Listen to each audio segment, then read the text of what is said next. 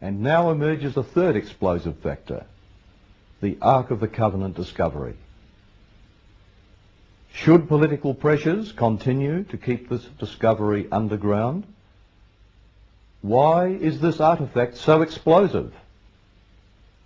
Will it play a role in coming events?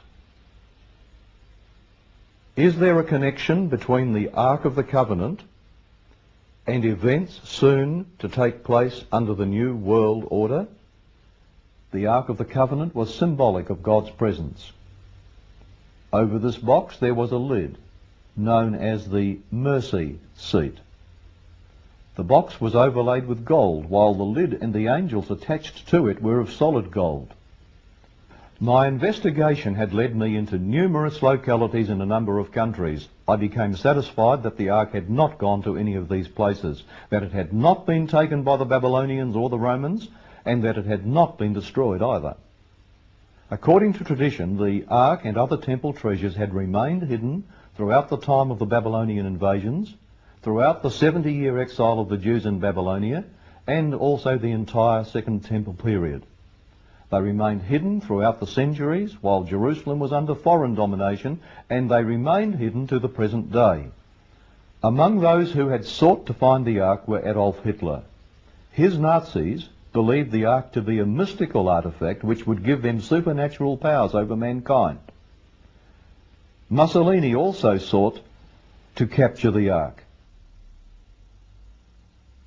The hope was to find a cave that might be down at the original ground level. And so the excavation began. Immediately in front of the cliff face, progressively deeper and deeper. Well, it was not long before there were uncovered several niches, resembling recessed bookcases. And as the digging went deeper, there were found to be 3 of these.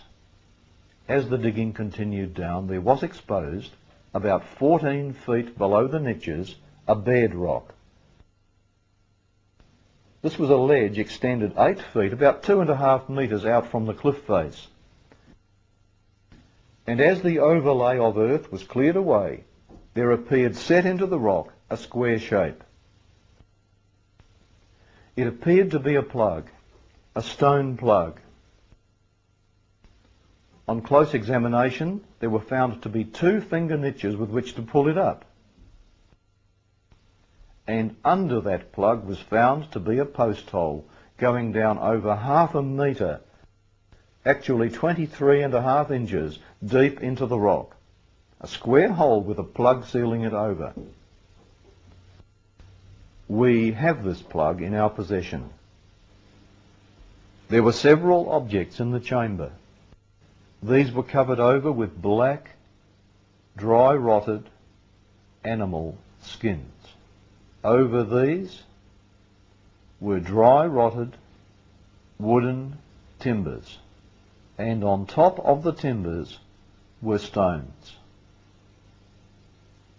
And Ron came along over the stones between them and the ceiling. He glimpsed a black stone case. It had a flat stone top, which was cracked completely in 2. And there was found to be a crack in the ceiling. The crack was immediately above the crack in the lid of the stone case. The crack came down through the rock, leapt as it were through the air, then started again. Very, very odd. The crack extended through 20 feet, 6 metres, of solid rock. The earth shook violently. At the moment of Jesus' death, the rock was torn open, and the blood came down out of his side, down past his legs, down over his feet. It poured into the cross hole and down through the crack in the rock that had been opened to receive it, then straight onto the lid of the stone case, and it sprinkled onto the mercy seat inside that stone case. The mercy seat of the actual Ark of the Covenant. And how do we know that? Because the crack has been closely examined, and it shows copious amounts of blood having flowed down into it. It's still there, and it's human blood. My question is that you said that you had the blood of our Lord examined by the Israelis. That's correct. What was their determination of that? Real quickly, okay. Dried blood is dead blood.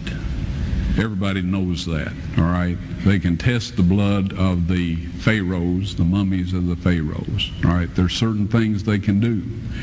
They cannot get a chromosome count by any method I'm familiar with, all right? Things keep changing.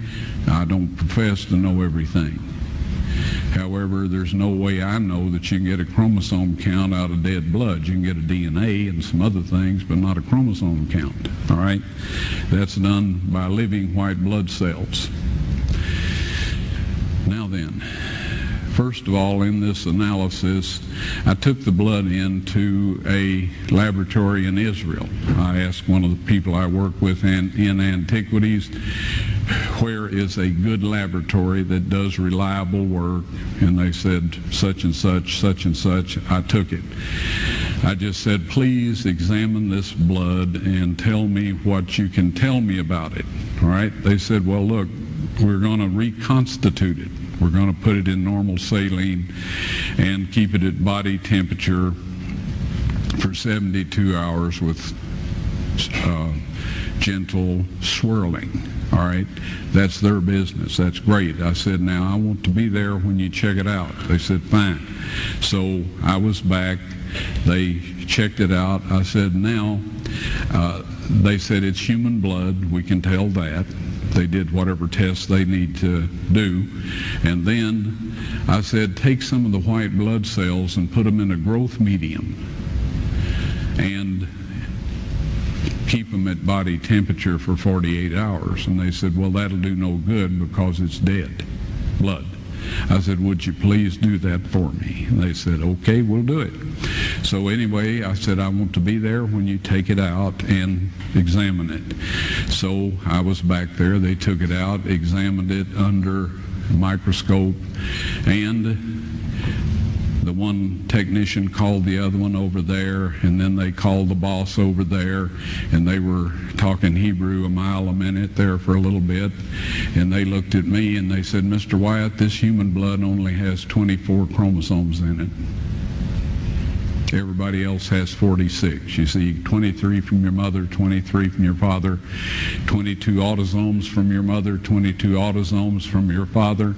You get an X from your mother, you may get an X or a Y from your father, all right?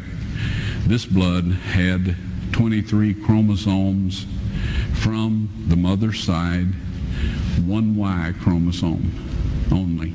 You see, a child could not have developed if they hadn't had the autosomes from the mother.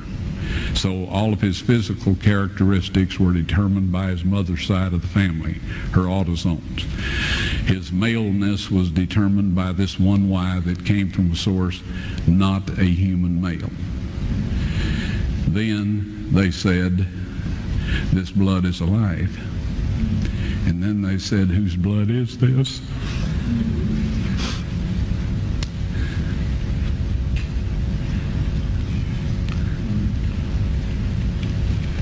I said, it's the blood of your Messiah.